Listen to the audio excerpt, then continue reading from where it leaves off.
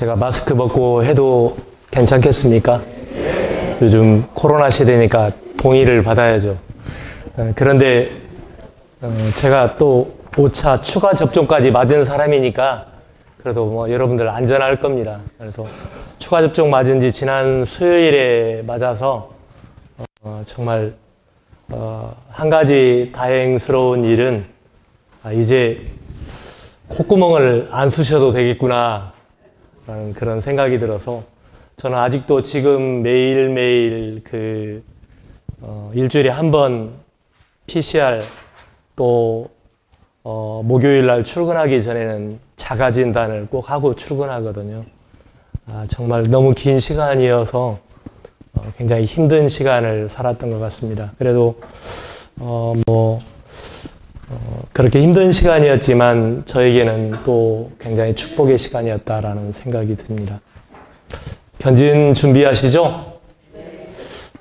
별로 견진 받고 싶은 생각이 없으신 것 같은데 아침이라 그러죠?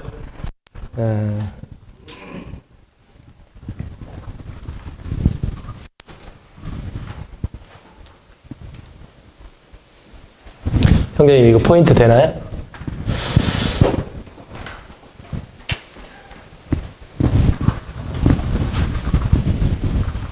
안 되네. 이거 빼서 그런가? 이거 빼서 그런가? 아닌데. 아니. 포인트가 이제 돌리는 거 이건가?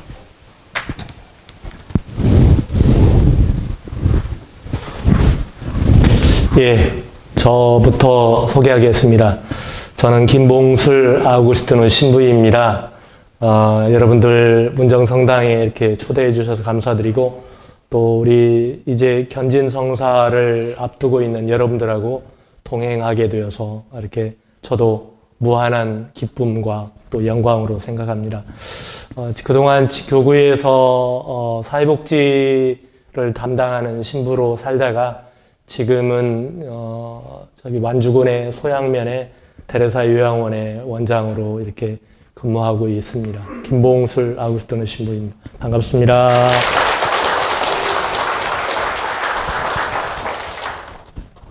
병자도유 성사라고 제가 이름을 붙였는데요. 나중에 이게 꼼꼼히 한번 좀 집에 가셔서 좀 보시고요. 한 가지 자료에 제가 실수한 것은 제가 이 컴퓨터와 복사기에 조금 좀 능숙하지 못해서 여러분들 책처럼 이렇게 보기에 넘겨야 하는데 이렇게 넘겨서 볼 수밖에 없는 불편함을 드려서 죄송하다고 생각합니다. 그냥 이거 왜 이렇게 불편하게 해서 라고 하지 마시고 넘기시면서 한 장 넘기실 때마다 저를 위해서 기도해 주시면 감사하겠습니다.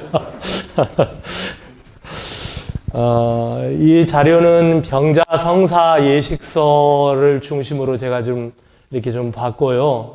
특별히 오늘 여러분들하고 병자 성사에 대해서 이야기를 좀 드릴 건데 안봉환 신부님께서 사실은 저를 부르신 이유는 제가 누구보다도 몸이 불편한 어르신들과 함께 살고 있는 사람이고 또 여러분들의 본당 신부님이셨던 누구죠?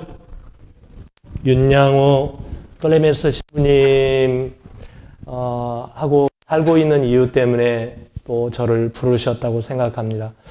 윤 신부님 이따 모습도 잠깐 보여드릴 건데요. 그래도 건강하시다고 말씀은 못 드리겠습니다. 하지만 그래도 사제로서의 품위를 유지하시면서 살고 계시다는 것을 제가 이렇게 간단히 말씀을 올릴까 합니다. 본당과 교회의 미래가 까리타스다, 사랑의 돌봄에 있다. 까리타스라는 말은 우리 교회의 아주 오래된 전통 용어입니다. 까리타스라는 말은 라틴어인데 한마디로 말하면 사랑을 의미합니다. 하느님의 사랑, 인간에 대한 사랑을 까리타스라고 보통 표현을 합니다. 애덕이라고도 표현할 수 있고요. 그런데 이것이 바로 교회의 미래이고 본당의 미래라고 제가 말씀드리는 이유는 이것이 정말 우리가 예수 그리스도를 따르면서 또 신앙을 가지면서 놓치지 말아야 할 가장 중요한 끈이고 이것이 우리의 믿음이라는 생각 때문입니다. 그래서 그것이 바로 이 사랑을 통해서뿐만 아니라 사랑의 돌봄이라고 하는 우리 교회의 가장 가난한 사람들이나 약자에 대한 사랑이 사랑의 돌봄이라고 볼 수 있는데, 그것 중에 하나가 가장 중요한 병자에 대한 돌봄. 병자 성사는 단순한 예식에 불과한 게 아니라, 그 병자 성사 예식은 우리의 인생 안에서 해야 한 사랑의 돌봄을 포함하는 내용이 병자 도유 성사입니다.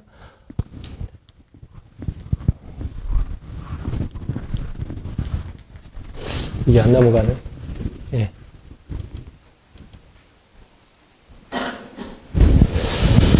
예, 이게 지금 최근에 영화로도 나왔고 교황님인데요. 두 교황, 프란치스코 교황님과 그 베네딕토 16세 교황님인데요. 여기에 지금 자막이 잘 안 보이지만 저희 위에서부터 교황님이 두 분이 이렇게 걸어가시는데, 저게 뭐라고 쓰여 있냐면, 가장 힘든 일이 주님의 음성을 듣는 일이다. 여러분들, 제가 이 화면을 띄워드리는 이유는, 견진 성사는 우리들이 세례 때 받았던, 세례 때 여러분들의 이마와 손에 인호를 받았습니다. 십자 인호를. 이것을 도유라고 합니다. 도유. 기름. 거룩한 기름을 바른다라고 해서 도유인데, 세례 때 받았던 이런 거룩한 도유를 견진을 통해서 여러분들은 다시 한번 더 생각하는 겁니다. 이거 쉽게 말하면 업그레이드를 시켜야 돼요. 여러분들이 단지 그냥 주교님 오셔가지고 주교님한테 이마에 십자성유를 받고 안수를 받는 걸로 끝나버리면 견진 성사는 한 50%, 아니 50%도 안 될 것 같습니다. 그러니까 그 견진 예식에서 끝나면 되는 게 아니라, 견진은 어른이 되는 성사라고 하잖아요. 이제 여러분들의 삶에서 이 믿음에 대한 업그레이드를 시켜야 하는데, 그 중에 하나를 오늘은 병자에 대한 돌봄을 통해서 여러분들의 신앙을 업그레이드 시켜야 한다는 겁니다.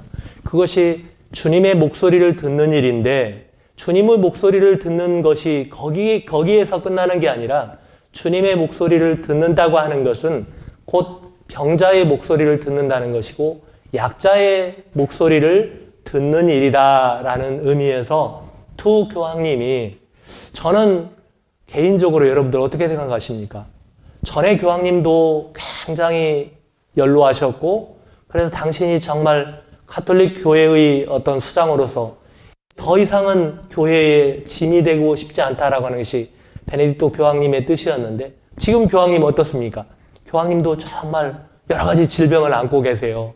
이제 세계를 이동하려고 해도 너무 힘들고, 걷기도 힘들고, 서서 미사 봉헌하기도 힘든데, 교황님 휠체어에 앉아서 미사 봉헌하시고, 그렇게 누군가의 부축을 통해서만 교황직을 수행할 수 있거든요. 그러면 대개의 우리 시각으로는 교황님 그만두셔야죠. 이제 내려놓으셔야죠. 근데 일각에서는 또 내려놓아야 한다는 이야기도 있습니다. 실제로.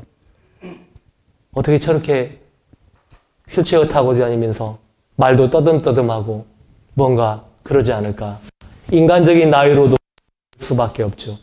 그런데 인간의 품위는 거기서 끝나는 것이 아니라는 겁니다. 인간의 품위는 단지 우리 눈에 보이는 질병에 걸리고 또 나름대로의 어떤 그 장애가 있다고 해서 그 인간의 품위가 떨어지지 않는다라는 것이 교회가 가르치는 병자 도유의 의미가 여기에 담겨져 있다는 겁니다.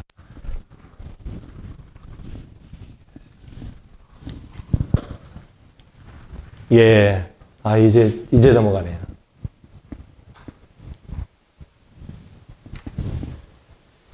시작 기도로 잠깐 노래 한번 듣겠습니다.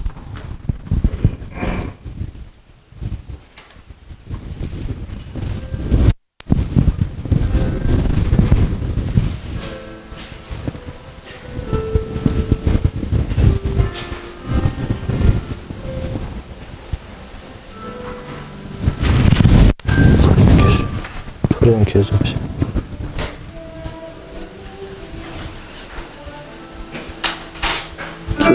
다시.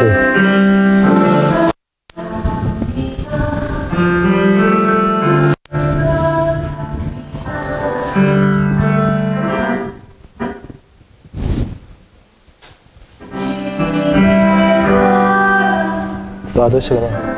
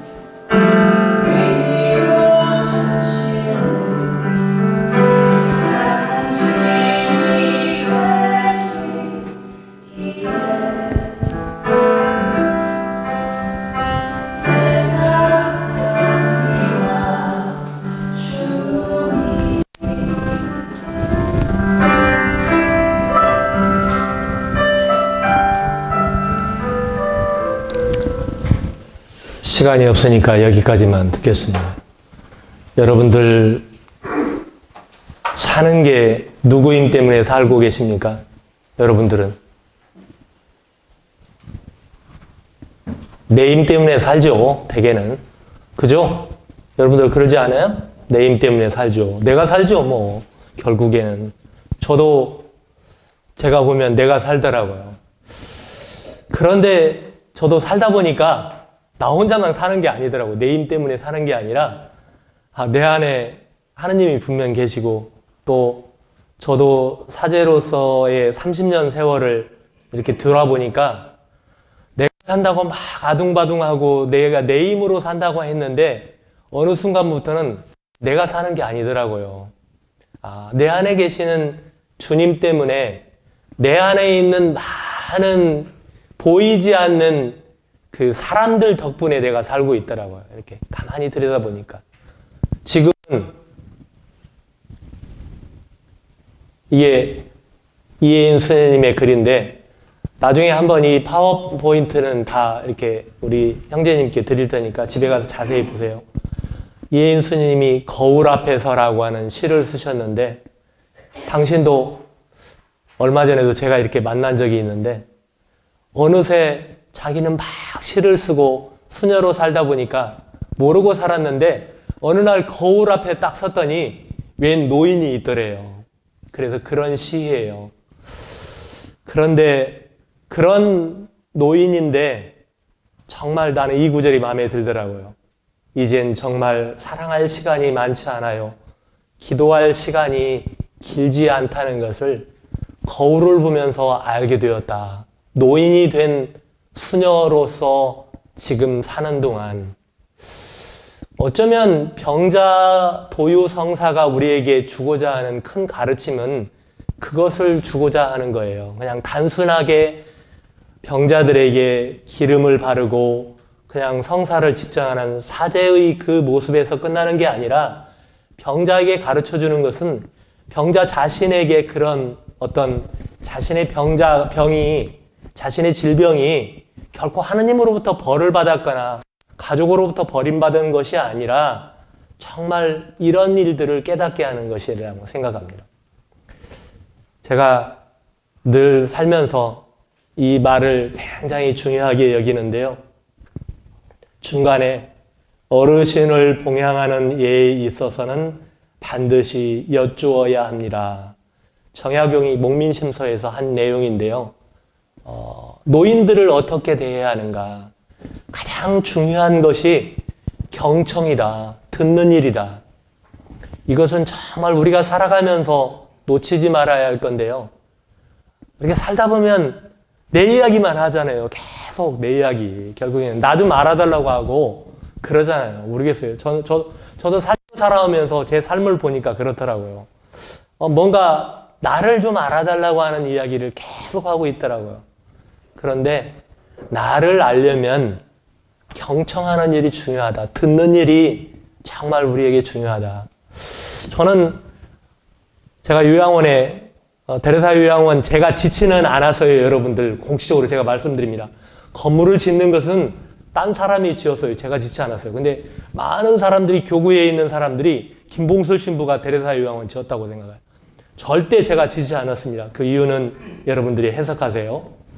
저는 다 지어진 상태에서 주교님께서 어느 날 불러서 잘 살고 있는, 진안에서 잘 살고 있는데, 진안에 11개월 살았는데 갑자기 교구청으로 들어오라는 청청병력이 내려졌어요. 왜냐 그랬더니 야, 데레사 요양원에 좀 가서 개원 좀 해 라고 해서 교구청에 들어와서 사회사무국장 하면서 겸직하면서 거기 원장을 1년 주교님한테, 주교님 이만하면 됐습니다. 다른 신부님 보내주십시오 해서 정식 수신 후배가 가서 3년 동안 있었고, 이제 교구청에 산 시간이 오래되니까 또 저도 이제 좀 나가야 하겠죠. 어디론가. 그랬더니 주교님 이제 주교님께 인사드리고 가겠습니다 했더니 잠깐만, 그러더니 데레사 요양원에 다시 가면 안 돼? 라고 이렇게 주교님이 물으시길래 제가 그때 예 주교님 사양하겠습니다 이 소리를 했어야 하는데 안 했어요. 못 했어요. 정말 제가 여러분들이 대신 좀 가르쳐 줬으면 했을 건데 했어야 맞죠. 사양하겠습니다. 그런데 주교님이 이렇게 미소를 지으시면서 저에게 건네시는 그 표정을 보니까 또 주교님의 마음을 제가 조금 읽으려고 노력하다 보니까 그냥 예 알겠습니다 해서 다시 갔어요. 이 말이 조선시대의 여성학자였던 빅토리아 시대의 그 이사벨라라고 하는 여인이 쓴 말인데요. 모든 조선인의 마음에는 한양이 있다. 한양에 살고 싶다. 여러분들은 한양 살고 싶은 생각 없으세요? 있죠? 없어요? 내가 물어보니까 있다고 하더라고요. 한양. 근데요, 한양 너무 좋아하지 않아야 돼요. 한양을 너무 좋아하는 우리나라 때문에 나라가 이 모양 이 꼴이 되어가고 있거든요. 서울이 건강해야 대한민국이 건강할 수 있는데 신부인 제가 바라보는 서울은 결코 건강하지 못합니다. 건강한 도시가 아니에요. 제가 볼 때는. 그런데 조선시대 때에도 늘 조선 백성들이 한양에 살고 싶어 했대요. 이거 굉장히 잘 생각해 봐야 하는데. 이건 이따 본다고 하니까요. 넘어가고요. 제가 늘 데레사 요양원에 이제 한 3년 살았고 4년째 살면서 제가 자주 이렇게 눈물이 나요. 이렇게 미사를 봉헌할 때마다 어르신들하고 기도할 때 또 어르신들 이렇게 만나서 이렇게 각 침실에 이렇게 방문할 때마다 눈물이 나더라고요. 어르신의 눈빛에서 어르신의 이렇게 움직이지 못하는 마음 안에서 또 윤양호 신부님을 뵐 때마다 그럴 때 돌아와서 제가 할 수 있는 일은 딱 한 가지더라고요. 기도하는 일뿐이다. 정말 그런 생각이 들었습니다. 이게 저희 데레사 요양원의 성당이에요. 처음에는 건물 짓고 나서 이렇게 안 생겼어요. 제가 개원하는 과정에서 성당답게 이렇게 꾸며간 거예요. 조금씩 만들어간 거예요. 이게 성탄 때의 모습. 어버이날 때 이렇게 어르신들 한 분 한 분하고 다 이렇게 해서 꽃방울이 이렇게 안고 저하고 원장신부 이렇게 사진 포토존에서 사진 찍는 거예요. 어르신은 사랑입니다. 2021년도 5월 8일 날이에요. 네. 밝게 웃으시는 거예요, 어르신이. 근데 지금도 계세요. 그러더니 지금은 이때는 좀 건강하셨는데 이제 눈이 잘 안 보이셔가지고 목소리 듣고 아세요. 그래서 내가 이제 휠체어 밀어드리면 아이고 어떤 선생님이야 누구 시대에 그러면 제가 뒤에서 누구냐고 이렇게 내가 딱 이렇게 목소리 이상하게 하죠. 그러면 아따 이거 이 양반은 누구인데 어떤 양반이다 그러더니 어떤 양반이는 김신부예요. 우리 오메 우리 원장 신부님이구만 막 그러시는 양반이.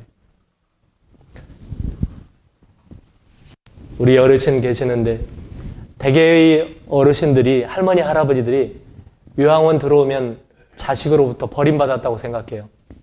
근데 그 딸도 아들도 어르신을, 부모님을 요양원에 맡기면 내가 마치 고려당한 것처럼 그런 죄책감을 갖고 있으세요. 근데 여기 계시는 분들 그러지 마세요. 결코 그러지 않아요. 요양원 그런 동네 아니거든요. 정말이에요. 괜찮은 동네예요. 그러니까 신부도 같이 살고 있죠. 괜찮지 않으면 제가 살지 말아야죠. 괜찮아요. 누워서 침대도 최고의 최신식 침대예요. 전자동. 위아래로 좌우로 발도 들어지고 다 하는 전자동 침대예요. 이거 제가 그렇게 넣었어요. 처음에. 편안하게 TV도 보고 모든 방에 다 TV가 설치되어 있습니다. 성모상 앞에 보이지는 않지만 시간만 나면 걸어와서든지 아니면 휠체어에서든지 아니면 요양보호사 선생님한테 좀 데려다달라고 해서든지 그 성모상 앞에서 늘 시간 나면 기도해요. 묵주기도, 투양만. 제가 사진 찍은 건데 밖에 광경이 굉장히 아름답습니다. 데레사 요양원 그래도 풍경이. 할머니들이 또 할아버지가 가끔씩 휠체어에 앉아서 밖에를 감상하고 계세요. 다 감상하면서 어떤 마음이 들까요? 내가 가끔씩 물어봐요. 여러분들. 제가 늘 요양원의 할머니들의 할아버지들한테 그런 이야기를 합니다. 여러분들 왜 요양원에 오셨어요? 딸이 가라고 했어요? 아들이 이제 아버지, 어머니 이제 우리하고 같이 못 살아. 그러니까 요양원 가서 살아. 그렇게 오셨어요? 혹시 그런 서운한 마음은 이제 내려놓으세요. 제가 그래요. 이제는요, 정말 두 가지 것을 해야 한다고 제가 자주 이야기합니다. 그동안 젊은 시절 자식과 가족과 나를 위해서, 일터를 위해서, 지역사회를 위해서 청춘을 바쳤던 그 삶을, 인생을 잘 정리하는 거예요. 잘 정리하는 거. 첫 번째. 두 번째는 딱 잘라서 자신의 죽음을 잘 준비해야죠. 내 죽음 누가 대신해 줄 수 있습니까? 우리 여보가? 두 분이 여보자기예요? 그죠? 사이 좋으시네. 좀 더 붙어 앉으세요. 이왕이면. 손 꼭 잡고 괜찮아. 교육받을 때도 손 잡아도 누가 뭐라고 안 해. 과거에는 신부님들이 뭐라고 했죠? 야이 남녀 성당도 금구 써놓고 했죠. 지금은 절대 안 합니다. 특히 김신부는 절대 그런 거 합니다. 그렇습니다. 어르신 죽음을 준비해야죠. 침대 위에서도 묵주신공은 간절하게도 바칩니다. 나를 제가 묵주신공 바칠 때 그러라고요. 혹시 자식 며느리가 딸 사이가 잘못하더라도 묵주신공 바치면서 감사하라고 제가 늘 가끔씩 이야기 드려요. 그러면 정말 신부님 말씀이 마땅하고 옳은 일을 하면서 이렇게 묵주신공을 바치죠. 이분이 90이 넘으셨을 건데 아마 제 기억에 정확히 내가 이름. 근데 이분이 지금 성경이에요. 성경. 어르신 성서를 성경을 공부하는 거예요. 이분 매일매일 공부를 하시는 거예요. 쓰고 읽고 하시는 거예요. 그래서 이 나이에도 성경 공부는 멈출 수 없다. 이분 매일 미사를 이제 성당에서 미사 1층인데 2층, 3층이 어르신들이 사는 생활 공간인데 건축업자 여기 해당되는 사람 관계자 없죠? 멍청하게 내가 성당 지었다고 했어요. 어떤 놈이 1층에다 성당 지어놓고 2층, 3층에 생활실을 하냐고. 성당에 오기 위해서 매일 미사를 봉헌하기 위해서는 그 엘리베이터 2대로 휠체어와의 전쟁을 치러야 하고 워커, 밀고 다니는 워커와의 전쟁이에요. 생각해보세요, 여러분들. 가만히 생각해보세요. 휠체어 2대로 어르신들이 한 40명, 50명이 한꺼번에 내려온다고 생각해보세요. 이동 작전이에요. 군부대 작전이에요. 네, 그래서 전에 이병호 주교님한테, 이병호 주교님 측은 혹시 이런 이야기 전달하지 마세요. 주교님 또 속상하시니까. 주교님이 딱 저한테 데레사 요양원 보여주면서, 아, 건물 잘 지었지? 그러니까, 예, 주교님. 다 이렇게 라운딩 하고 나서 돌아보고 나서 뭐 소감 좀 말해봐. 그래. 제가 딱 두 가지 이야기했습니다. 바로 이거 성당 멍청하게 졌습니다. 이렇게 표현은 하진 않았지만 주교님께 정중히 말씀드렸고, 두 번째는 화재가 나면 불이 나면 어떻게 해야 합니까? 내가 질문을 했어요. 불이 나면 제가 가끔씩 꿈꿉니다. 혹시라도 화재가 나면 어떻게 하나 나는. 아마 화재 나면 저 감옥 갈지 모릅니다. 여러분들 혹시 그런 일이 불행한 사태가 없어야겠지만 혹시라도 그런 일이 있으면 저에게 영치금 좀 넣어주세요. 할아버지 아셨죠? 그런 일이 오면 안 되죠. 그런 불안한 마음을 늘 가지고 있지만 그래도 너무 잘 지어진 건물이고 너무 쾌적하고 좋은 공간입니다. 정말로. 안타까움이 있지만 매일 미사를 복음을 읽고 늘 준비를 하시고 미사를 내려오세요. 얼마나 제가 성녀라고 불러요. 이 할머니한테는. 휠체어에 앉아서도 매일매일 기도를 한다. 저렇게. 윤양호 신부님이십니다. 머리가 짧아서 딴 신부 같죠? 머리 깎으셔서. 뒤에 있는 신부님인데 그때는 부제님이셨어요. 부제님 제가 함께 이렇게 살아서 좀 데리고 있었는데요. 지금 신부님 됐죠? 서곡의 신부님.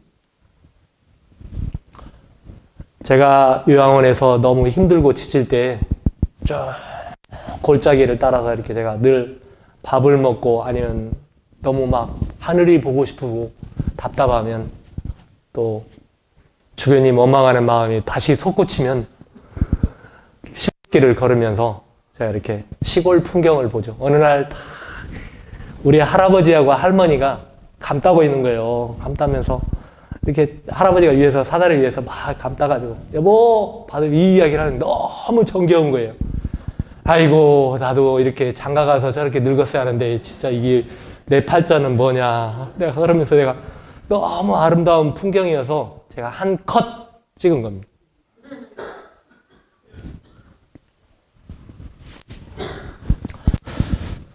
거룩한 도유 왜 하는가? 여기에 보면 거룩한 도유를 하는 이유는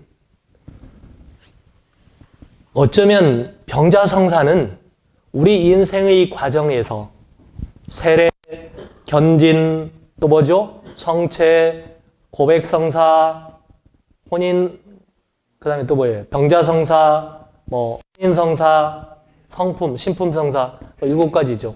대개는 정상적으로 하면 6개 성사를 받고 하늘나라에 가겠죠. 이게 우리 인생의 어떤 과정을 이렇게 설명해 둔 거예요. 과정을. 내 인생마다 다 필요한 것들을 이렇게 해놓은 거예요. 병자성사는 어찌 보면 내 인생 전체에 대해서 결산을 하고 내 인생 전체가 얼마나 은혜로웠고 축복하고 얼마나 행복한 인생인지를 한번 들여다보라는 겁니다. 병자성사는 그런 의미가 담겨져 있습니다.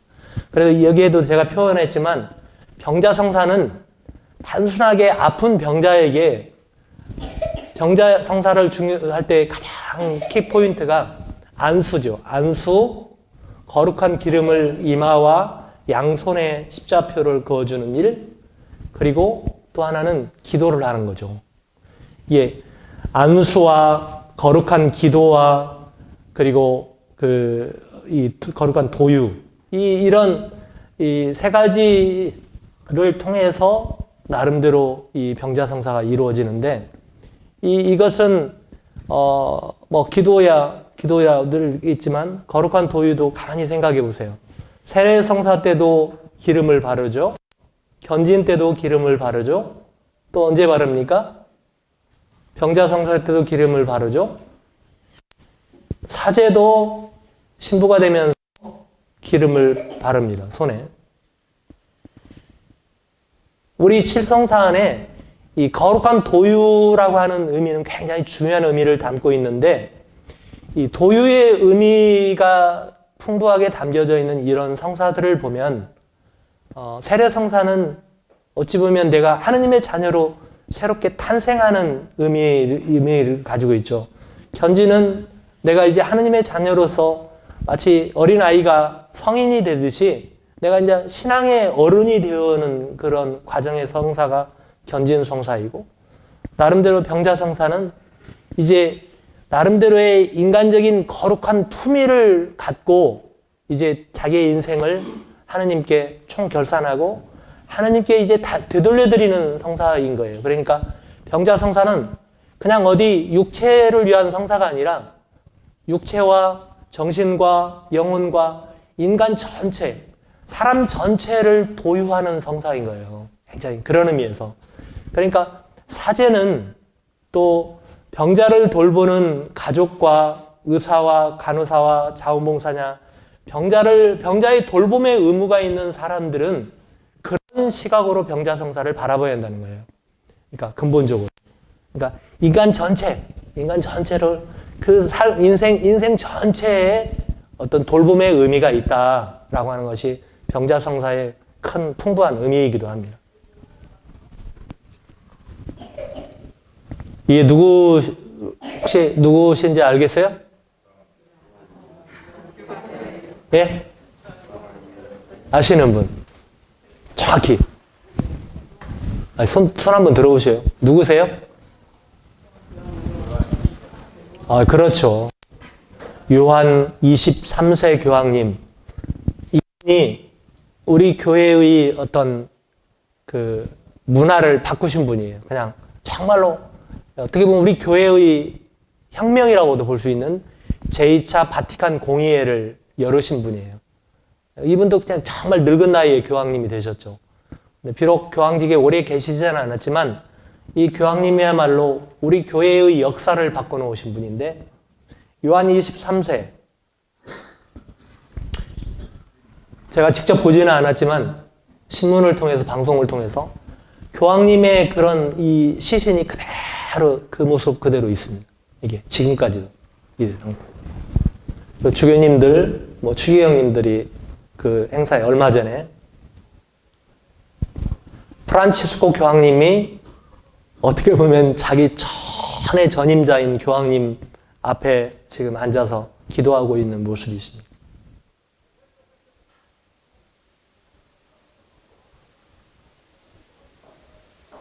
이거 넘어가겠습니다.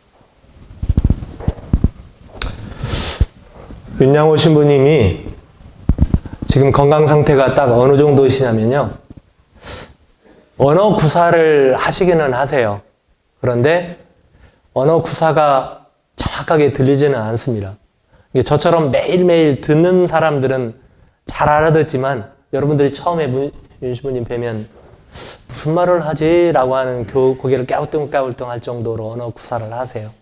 그런데 이제 컨디션이 좋으시거나 그런 날은 언어 구사의 표현력이 정확하시고, 또 언어의 이 어휘가 굉장히 길어집니다. 문장이 길어지는데, 이때 제 축일날 간단히 제가 유일하게 축일날 축하 행사 내지는 축일 그런 것들을 제가 받는 게 요양원에서의 그런 꽃다발 하나 받고 직원들이 간단히 주는 그런 선물 하나 받는 거, 또 어르신들이 이렇게 저를 축하해 주는 것은 제가 기쁜 마음으로 받습니다. 이때 윤양호 신부님한테 한마디 하라고 했더니 저에게 길게 말씀하시는 거예요. 정말로. 근데 다행히 제가 오늘 들려드리려고 했는데 녹음이 잘 안 되어 있더라고요. 무슨 이야기 했냐면, 김 신부 정말 고맙고 사랑한다. 김 신부가 매일 우리와 이렇게 미사를 봉헌해주고 함께 해줘서 정말 고맙고 또 고맙다. 그런 말씀을 길게 하셨어요. 이 이야기를 듣는 너무 눈물이 나는 거예요, 제가. 근데 제가 또 언젠가도 말씀드렸지만 윤양호 신부님과 저는 오래된 인연이 있거든요. 사제가 되어가는 과정에서 제가 윤양호 신부님이 부제 때, 서품 1년 전이죠. 부제 때 제가 1학년 1985년도에 입학을 했습니다. 이 이야기를 하면 내 나이까지 공개를 안 해. 1985년도에 입학할 당시에 제가 윤양호 신부님, 그때부터 인연이 됐는데, 또 공교롭게도 아버지 신부님이 똑같아요. 김영신 신부님이시고. 그런 인연 때문에 늘 저도 신부님께는 정말 편했고, 늘 신부님도 저를 친동생처럼 늘 정말 이렇게 챙겨주셨던 분인데, 어느 날 이렇게 필리핀에서 쓰러지시고, 또 이렇게, 공교롭게 또 이 양반이 또 내가 있는 곳으로 오시네. 그래서 내가, 형님이 왜 왔어? 그랬더니, 왜 그래? 뭐 이렇게 장난치시면서 그러는 거예요. 근데 늘 신부님 제가 뵈면서 아마 이렇게 늘 눈물 나는 것은 신부님을 뵐 때마다예요. 근데 얼마나 자주 눈물이 나겠어요. 제가 신부님 생활실 2층에서 내려오시면 제가 이제 제의 입혀드리고, 왜냐면 혼자 못 입으시니까 제의 입혀드리고, 이렇게 하면 신부님이 이렇게, 신부님 제가 이제 휠체어 밀어드리면, 입당성가가 되면 휠체어 밀고 가지고 제 옆에 이렇게 앉혀드리면 신부님 이제 미사하는 장면 같이 참가하면서 사제의 품위를 좀 더 드리기 위해서 신부님이 오른쪽은 그래도 이렇게 쓰실 수 있거든요. 그래서 직원들에 대한 성체 분배는 신부님께 이렇게 청해서 신부님이 해드립니다. 그런데 늘 저는 그래요. 사제로 산다는 게 정말 어떻게 살아야 거룩하게 살고 잘 사는 걸까? 윤 신부님 늘 정말 성인처럼 정말 온갖 열정을 다해서 다 사셨거든요. 근데 하느님은 왜 이렇게 또 한 사제에게 이렇게 시련을 주고 고통을 주실까? 늘 저는 윤 신부님 뵈면서 신부님에게도 묻고 저에게도 묻고 주님께도 늘 질문을 하거든요. 그러면서 저는 제가 가끔씩 주교님께도 그럽니다. 주교님, 사제가 잘 사는 게, 거룩하게 사는 것은 목자로서 하나님의 백성인 양떼들을 잘 돌보는 일도 정말 소중하지만, 사제가 사제 자신을 잘 지키는 일도, 자기 자신을 아끼고 사랑하는 일도 중요하지 않겠습니까? 라는 이야기를 하거든요. 저도 그러거든요. 저도 가끔씩은 제가 걱정되거든요. 제가. 왜냐하면 저도 좀 어떻게 보면 무리하면서 사는 부분이 많이 있거든요. 교회의 요청에 의해서, 주교님의 요청에 의해서 나를 필요로 하는 곳에 내가 거절하지 못하고 예하는 그런 부분 때문에 저도 저 자신이 걱정되거든요. 저도 제가 거울 앞에 서면 쉬운 7살의 이 김신부가 머리 색깔을 보면 백발의 어떤 노인이 되어 있는 내 모습도 있구나. 이 이야기를 했더니 어떤 신자분이 그러더라고요. 신부님 얼굴은 나보다도 더 탱탱한 30대요. 그러면서 그러더라고요. 걱정하지 마세요. 걱정은 뭐 별로 안 하겠지만.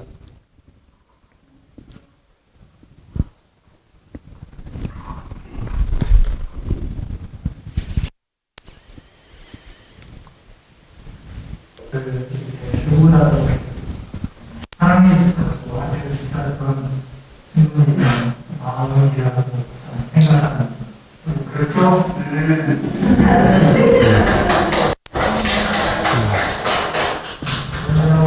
사실은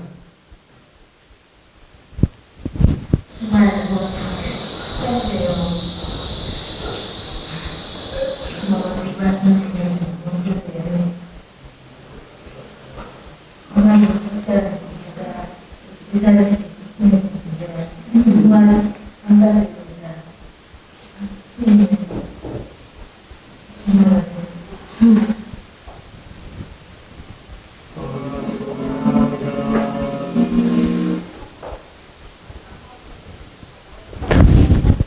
사실은 저는 이렇게 닭살밖에 못하는 사람이거든요.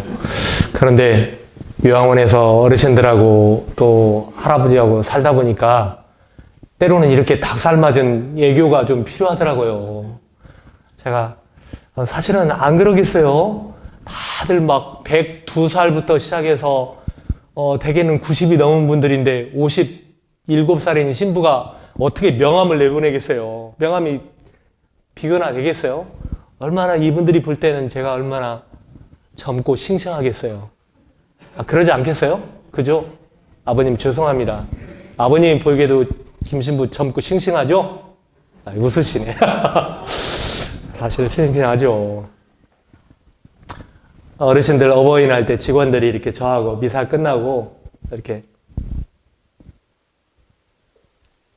아, 이게 왜 안 나오냐? 이거 좀 들려드리려고 했더니. 둘, 셋.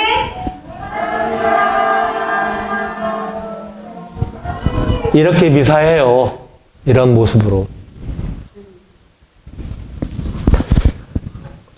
병자 도유성사라고 굳이 거룩한 도유성사라고 이름하는 이유는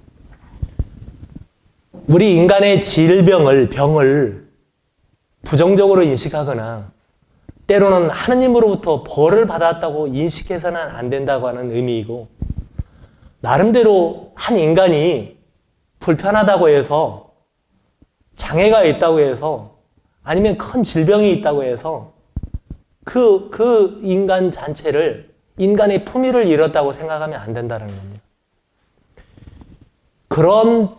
그런 육체적인 처지에 있더라도, 심지어는 그런 정신의 상태에 있더라도 인간의 거룩한 품위는, 하느님의 모습을 닮은 그 부분은 존중받아야 한다라고 하는 게 병자성사의 중요한 의미이기도 합니다. 제가 이 장면은 뭐일 것 같아요? 미국 최근의 일인데요. 미국 캘리포니아 주에서 최근에 퇴비장이라고 하는 것을, 퇴비장, 들어보지도 못했죠, 여러분들? 이게 무슨 의미냐면, 사람을 퇴비와 함께 부식시키는 게 일종의, 부패하게 해서 퇴비로 쓰는 거예요. 그것을 허락하겠다는 거예요, 법적으로.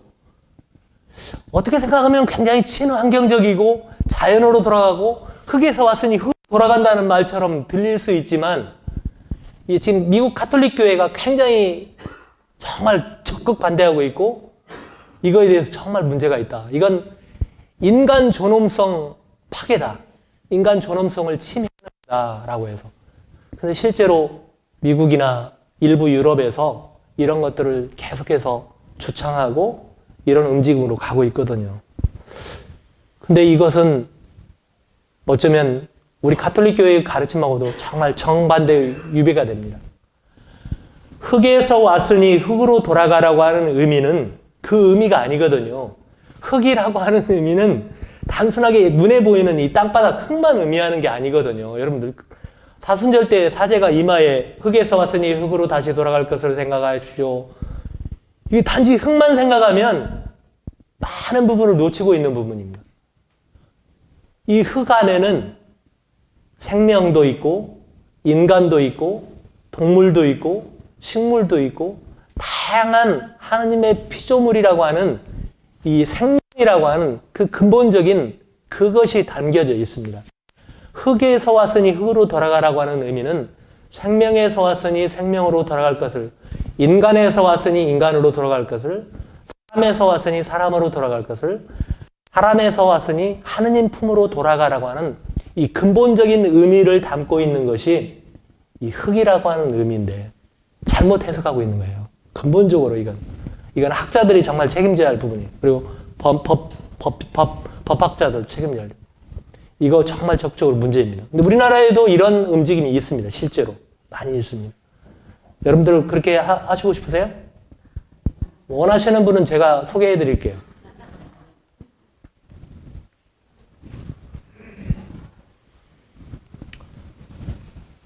베트남 전쟁에서 우리는 속죄해야 하고 이거에 대해서 용서를 청해야 합니다. 그 이유는 최근에 교황님도 호주에 거기에 가서 원주민들한테 사과했잖아요. 많은 유럽인들이, 많은 가톨릭 국가가 원주민들을 학살하고 원주민들에게 큰 피해를 주고 원주민들의 언어와 문화와 교육을 말살한 거에 대한 책임을, 그거에 대한 속죄한다, 용서를 구한다라고 이렇게 교황님도 하셨어요. 근데 우리나라도 저는 베트남에 대해서 이런 행보가 정말 필요하다고 저는 생각합니다. 제가 카페 주인인 거 알고 계시죠?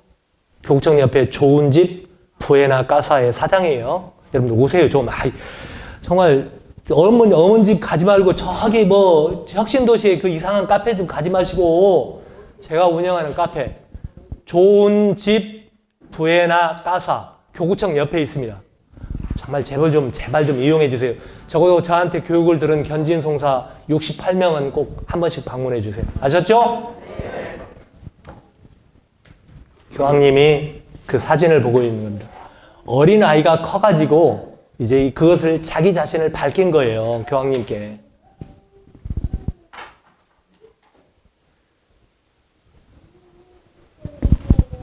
우리나라가 평화로운 나라일까요? 우리나라 평화로운 나라의 순위가 43위. 그래도 평화로운 나라이기는 하네요. 뭐 153위, 뭐 163위인 아프가니스탄에 비하면 평화로운 나라인데, 제가 요양원에 살면서 정말 화가 나는 일이 몇 가지 있어요. 첫째는 국가의 정책이 너무 화가 납니다. 테레사 요양원은 돈 버는 집단이라고 매도당하는 부분이 있거든요. 그렇게 알고 계시는 분들도 있어요. 왜냐하면 우리나라의 많은 요양원들이 수익 사업으로 처음부터 2007년, 2008년도에 그렇게 처음 장착을 해놔서, 처음 정책을 그렇게 펴서 많은 사람들이 요양원이나 요양병원을 개인 사업의 수단으로 할 수 있도록 길을 열어주었기 때문에, 그거 누가? 국가가, 우리 사회가. 이거 정말 불행한 겁니다. 빨리 바꿔야 합니다. 그래서 많은 사람들이, 많은 어르신들과 많은 노인들이 실제로 피해도 당해요. 그런데요, 그렇게만 생각하지 마세요. 저처럼 또 많은 수녀님들이, 의식이 있는 이 요양원이나 요양병원에 있는 분들이 어르신들 정말 품위 있게 존엄하게 모시려고 그렇게 많이 사는 분들 많이 계세요. 요양원 욕하지 마시고 요양병원 욕하지 마세요. 정말 바꿔야 할 것이 있다면 국가의 정책이 바뀌어야 하고, 나름대로의 이 소위 말하는 어르신 돌봄의 이 정책을, 돌봄의 사업을 개인의 사업의 수단으로 지금 되고 있는 이것을 바꿔야 돼요. 해야 돼요. 바꿔야 돼요. 확 뒤집어서 일반 사회복지처럼 똑같이 해야죠. 건강한 어르신들이 다니는 노인복지관 제가 있어봐서 알거든요. 국가가 다 책임져 주거든요. 제가 사회복지사, 제가 지금 15호봉이에요. 15호봉이면 15호봉의 원장에 대한, 시설장에 대한 월급을 보장이 돼요. 저는요, 테레사 요양원 지금 1호봉으로 해요, 그냥. 왜? 제가 15호봉 가져가면 그만큼 요양원의 재정이 마이너스가 되겠죠. 그러면 직원들에게 돌아가야 할 이 재원이 없겠죠. 제가 1호봉으로 해요. 그렇게 해야만이 경영이라는 게 돼요. 여러분들 노인복지관에 후원하는 것보다는 노인 요양원에 후원하는 것이 훨씬 더 정상적이고 훨씬 더 의미가 있습니다. 그런데 많은 사람들이 요양원은 수익 사업인데 왜 우리가 후원해야 돼? 라고 이렇게 이야기를 합니다. 이거 잘못된 생각입니다. 어쩌면 요양원의 요양병원이 건강하게 운영되고 경영될 수 있도록 우리가 이제 도와야 돼요. 국가가 바꾸지 않으면 교회가, 신자들이 그 문화를 바꿔야죠. 제가 요양원에 근무하는 이유는 그겁니다. 사실은 그걸 좀 바꾸고 싶어서요. 세상이 답답하고 희망이 없다고 생각하면서 한국을 떠나고 싶어 하시는 우리 젊은이들, 같이 읽고 고민하면 대안을 찾을 수도 있을 것 같습니다. 저는 이상한 성공의 저자 윤홍식입니다. 저는 인하대학교 사회복지학과에서 학생들을 가르치고 있는 사람입니다. 반갑습니다.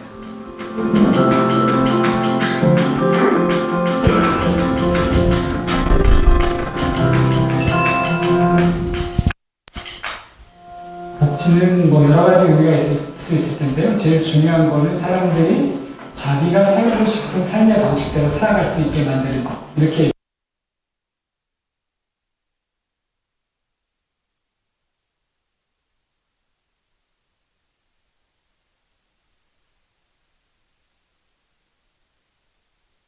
굉장히 자부심이 많은데, 그 선진국의 이면을 보면 불평등도 굉장히 심각해지고 있고 자살률도 굉장히 심각하죠.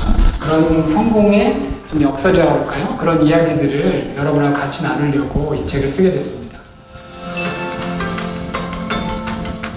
저 젊은 분들에게 많이 들었습니다. 많이 듣고 실제 현실은 사회에 나가거나 직장에 가면 저희 세대가 중요한 포지션들이 있기 때문에 실제로 그렇게 보이죠. 하지만 저희가 생각해보면 저희 세대에서 대학에 진학했던 사람들은 저희 전체 세대의 거의 20, 30%밖에 되지 않아요. 그리고 그 중에서도 지금 안정적 직장을 갖고 있는 사람들은 최절반도 되지 않아요. 그러니까 전체 586 세대라고 얘기하는 세대로 치면 거의 10%도 안 되는 사람들이 소위 말하는 기득권층이라고 할 수 있죠. 당장 청년분들의 부모님 세대를 생각하면 하루하루 생계를 이어나가기 굉장히 힘든 과정들을 겪고 계시잖아요. 그런 의미에서 저는 어떤 특정 세대가 빨대를 꽂아서 모두 뽑아온다 이런 게 중요한 게 아니라 어떤 특권을 가진 일부 사람들이 그 부와 특권을 대대손손 물려주려고 한다. 이 문제가 더 중요한 문제가 아닌가 이렇게 생각합니다. 미국에서는 어떤 부모 밑에 태어났는지가 굉장히 중요합니다. 그러니까 부모의 사회적 지위가 아동의 미래를 결정하죠. 하지만 북유럽에서 태어나면 어떤 부모에서 태어났는지가 그렇게 중요하지 않아요. 왜냐하면 복지국가가 모든 아동에게 균등한 기회를 주려고 노력하기 때문이죠. 선진국이라고 해서 다 같은 것이 아니라 그 국가가 부와 평등을 얼마나 잘 실현하고 노력하느냐에 따라서 굉장히 다르다고 얘기할 수 있습니다. 저는 좋은 일자리 늘리는 거라고 생각을 합니다. 근데 좋은 일자리가 시장에서 기업들이 늘리는 건 굉장히 제한적이다. 왜냐하면 지금 우리가 한국에 가장 잘 나가는 기업이 삼성전자하고 현대자동차라고 하면 예를 들면 현대자동차 예를 들어보면 현대자동차는 점점 더 노동자들을 자동화 기계로 대체해나가고 있어요. 그래서 일부 연구자들은 2030년이 넘으면 현대자동차에 노동자가 한 명도 없을 거라고 얘기를 합니다. 그러니까 기업들이 일자리를 만드는 건 굉장히 제한적이죠. 그러면 좋은 일자리 누가 만들어야 되느냐? 전 국가가 만들어야 된다고 생각을 합니다. 근데 그런 일자리가 사람들을 도와주는 일자리, 돌보는 일자리, 치료해주는 일자리, 가르쳐주는 일자리 이게 일반적으로 사회 서비스 일자리라고 얘기를 하거든요. 그런 일자리들을 괜찮은 일자리들 많이 만들어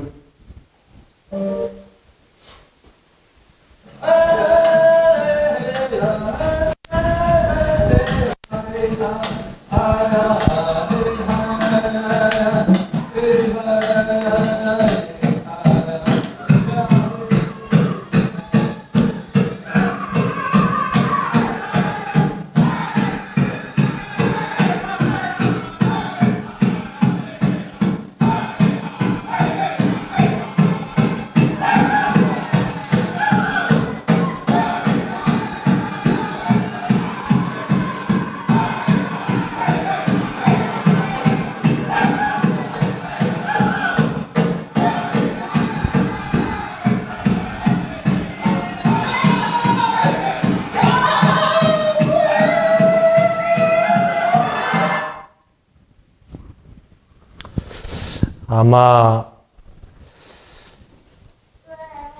다른 교황님이셨으면 프란치스코 교황님이 아니라 다른 분이 교황님을 하셨으면 이런 행보를 하셨을까, 하실 수 있을까. 실은 교황님도 제가 교황청에 가봐서 다 알지는 못하지만 저는 개인적으로 제 연락처 이렇게 보면 제 이렇게 저 프로필이나 이런데 교황님을 뵀던 사진을 늘 이렇게 간직하고 다니거든요. 제가 2000 몇 년도 벌써 2000 아무튼 몇 년 전에 교구청에 살면서 사회복지 현장에 있는 그 수녀님들, 시설장님들을 데리고 독일, 스위스, 로마까지 그리고 교황님 아리안까지 이렇게 회의 연수를 다녀온 적이 있었거든요. 이렇게 편지를 써서 교황님을 한번 뵙고 싶다고 이렇게 했는데 답장이 왔어요. 그래서 교황님을 뵈도 된다는 생각이 들어서 갔어요. 갔는데 교황님 바티칸 광장에 꽉 하는 사람들이 텔레비전에서 보는 것처럼 다 이렇게 모이거든요. 전 세계 사람들이. 근데 우리를 거기 안내하는 교황청 사람이 우리를 교황님이 앉아서 이렇게 강론하시는 그 단상으로 막 우리를 데리고 가는 거예요. 난리 났어요. 막 스님들도 막 박수치고 막 우리 교황님 좀 있으면 가까이서 본다. 정말로 근데 실제로 가까이 이렇게 앉아서 들은 거예요. 교황님 말씀. 여기서 우리 형제님 거리뿐이 안 되는데. 너무 벅찬 거예요, 저도. 막 눈물이 나려고 하고 너무 행복한 거예요. 그러고 이제 다 끝났어요. 끝나고 나서 교황님이 오시기 전에 끝났는데, 우리를 안내했던 친구가 와가지고 뭐라고 막 해요. 근데 알아듣지를 못하겠는데, 이게 사진 찍는다는 말은 들리는 거예요. 제가 이렇게, 저는 이렇게 아무튼 포토 어쩌고 하고, 이게 뭐라고 하더라. 아무튼 이렇게 하는데, 사진을 찍는가 보다. 내가 가이드한테 물었어.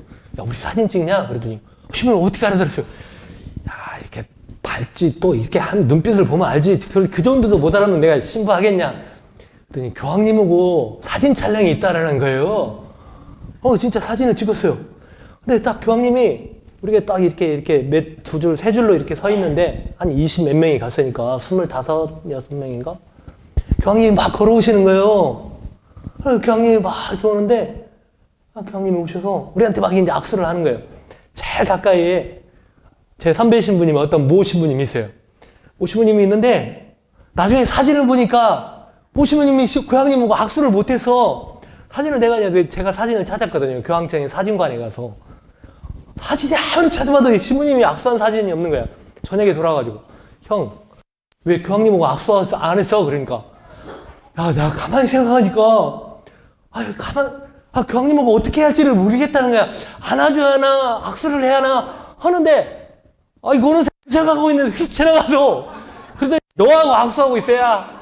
그래서 교황님이 와가지고, 교황님이 또 지나치고 나서 내 옆에 바로 이렇게 스님이 이렇게 서 있었거든요. 스님은 너무 길게 악수를 하는 거예요. 사진 내가 보니까.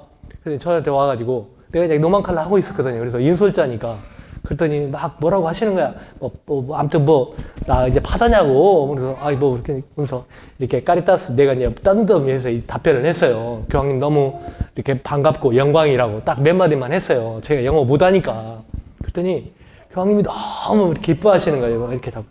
하고 나도 이게 손을 놓기가 싫은 거예요. 오랫동안 잡고 있었어. 그랬더니 교황님이 이제 또 지나가시면서 선녀님하고 이렇게 하면서 막 뒷줄이 앉은 사람은 막 교황님 손 내밀고 막 세 번째 줄도 막 하고 난리 법석이 아닌 거예요. 그런 사진들이 나온 거야. 그래서 형님한테, 형님, 이렇게 사진 찍으려고 난리 법석했는데 형님은 일동 차렷하고 있어, 이렇게. 그랬더니 나중에, 근데 많이 생각하니까 너무 막 가슴이 뛰더래요. 교황님 이쪽에서 막 걸어오시는데. 그러니까 막 금방이라도 안아드리고 싶은데, 신부가 이러면 안 되는 거 아닌가. 그런 생각이, 참나, 형님 정말로 순수하시다. 정말 순수하시거든요. 제가 사실은 이병호 주교님에서 김선태 주교님으로 넘어가면서 사실은 사회복지계를 떠나고 싶었어요. 왜냐면 지치고 힘들었기 때문에 이제 그만하자. 이만하면 됐다. 김신부 퇴장! 하려고 했거든요. 그런데 저의 또 하나의 실수, 두 번째 실수. 첫 번째 실수는 1999년에 사회복지대학원을 간 첫 번째 실수. 두 번째 실수는 교황님을 만나러 2000 몇 년도에 와서 악수한 죄. 그런데 되돌아보니까 이것이 저에게는 큰 은총이었고 하느님이 주시는 큰 선물이었다는 것이 제가 이렇게 하루하루를 살아가면서 그런 걸 느끼기 때문에 제가 사실은 김선태 주교님이 저에게 요양원을 가라고 했을 때 제가 거절하지 않고 예라고 응답할 수 있었던 것은 교황님의 이 손, 교황님의 마음을 느꼈기 때문에 저도 저 연세의 늙은 나이에 전 세계를 돌아다니시고 휠체어에 타고 전 세계를 횡단하고 있는 교황님의 모습 때문에 육신 멀쩡하고 사지 멀쩡하고 흰머리는 비록 있지만 아직 탱탱한 신부인 내가 과연 거절할 수 있을까? 예라고 해야 한다. 견진을 준비하고 계시는 신사숙녀 여러분, 교우 여러분, 여러분이 단순하게 견진을 받는다는 것은 주교님으로부터 거룩한 도유와 기도와 안수를 받는다는 의미에서 끝나게 되면 여러분이 받는 거룩한 도유의 성사는 반절의 성공입니다. 또 하나의 반절의 성공은 여러분들 자신의 몫으로, 여러분들의 삶으로 표현하셔야 합니다. 그것이 어떤 무엇이든 여러분들 세상에 나가서 거룩한 도유의 성사가 담고 있는 이 사랑의 실천을 반드시 구체적으로, 현실적으로 표현해야 합니다. 이것은 여러분들의 몸으로, 마음으로, 영혼으로, 플러스 돈으로도 표현하셔야 합니다. 정말. 돈이 여러분들 자신과 가정의 것만이 아니라 여러분들이 소유하고 있는 것, 여러분들이 소유하고 있는 재산은 나를 위한 것이기도 하지만 이웃과 교회와 세상을 위한 것이고 나아가서는 하느님의 것이기 때문입니다. 그것이 병자 도유 성사가 우리에게 주는 풍부한 의미라고 저는 생각합니다. 늦었지만 끝으로 저는 이 노래를 우리와 여러분들의 끝 기도로 바쳐보겠습니다.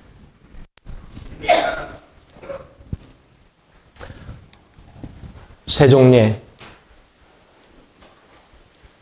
성탄 에집트로 피난 가는 성가정 나귀를 타고 오시는 예수님 마지막 만찬 십자가에 못 박히신 예수님 제 영혼을 아버지 손에 맡깁니다. 겉옷을 나누어주는 성 프란치스코 성인의 이런 사랑의 실천 이것이 우리 것이 되어야 합니다. 나의 것이 우리 가정의 것이